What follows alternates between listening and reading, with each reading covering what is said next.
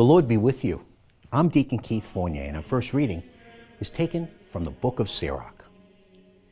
If you choose, you will keep the commandments and so be faithful to his will. He has set fire and water before you. Put out your hand to whichever you prefer. A human being has life and death before him. Whichever he prefers will be given to him. For vast is the wisdom of the Lord. He is almighty and all-seeing. His eyes are on those who fear him. He notes every human action. He never commanded anyone to be godless. He has given no one permission to sin.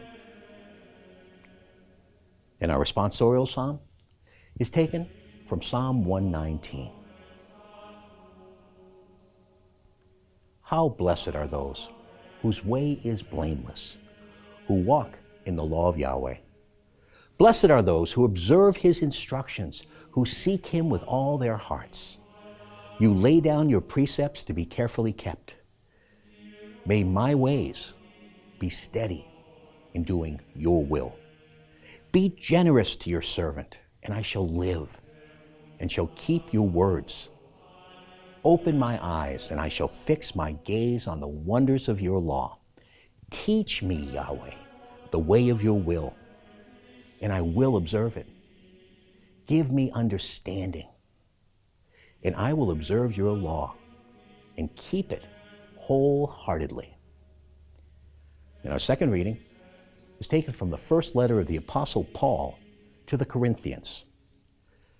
But still, to those who have reached maturity, we do talk of a wisdom, not, it is true, a philosophy of this age or of the rulers of this age who will not last long now. It is of the mysterious wisdom of God that we talk, the wisdom that was hidden, which God predestined to be for our glory before the ages began. None of the rulers of the age recognized it, for if they had recognized it, they would not have crucified the Lord of glory. But it is, as Scripture says, what no eye has seen and no ear has heard, what the mind of man cannot visualize, all that God has prepared for those who love him. To us, though, God has given revelation through the Spirit. For the Spirit explores the depths of everything, even the depths of God. A reading from the Holy Gospel according to St. Matthew.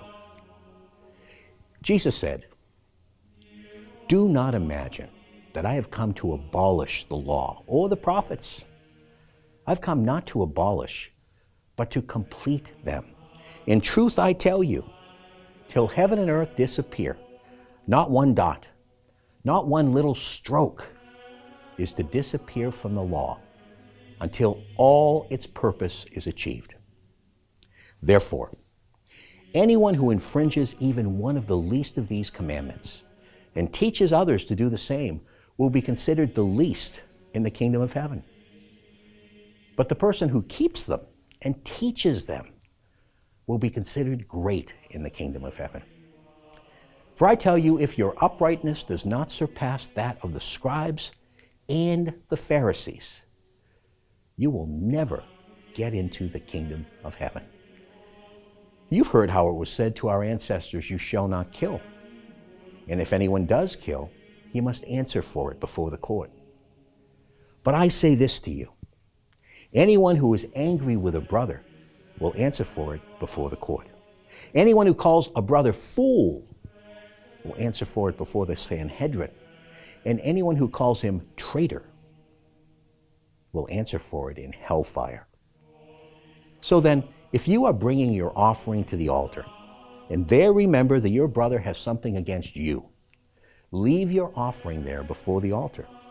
Go and be reconciled with your brother first, and then come back and present your offering. Come to terms with your opponent in good time while you are still on the way to the court with him. Or he may hand you over to the judge, and the judge to the officer, and you will be thrown into prison. In truth, I tell you, you will not get out till you have paid the last penny.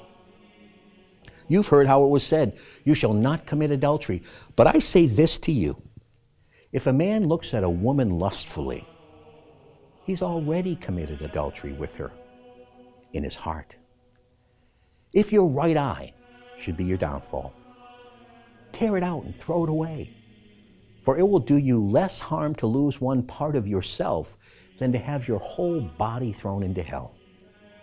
And if your right hand should be your downfall, cut it off and throw it away. For it will do you less harm to lose one part of yourself than to have your whole body go to hell. It's also been said, anyone who divorces his wife must give her a writ of dismissal. But I say this to you, everyone who divorces his wife, except for the case of an illicit marriage, makes her an adulteress. And anyone who marries a divorced woman commits adultery. Again, you've heard how it was said to our ancestors, you must not break your oath, but must fulfill your oaths to the Lord. But I say this to you, do not swear at all, either by heaven, since that is God's throne, or by earth, since that is his footstool, or by Jerusalem, since that is the city of the great King. Do not swear by your own head either, since you cannot turn a single hair white or black. All you need to say is yes if you mean yes, no if you mean no. Anything more than this comes from the evil one. The Gospel of the Lord.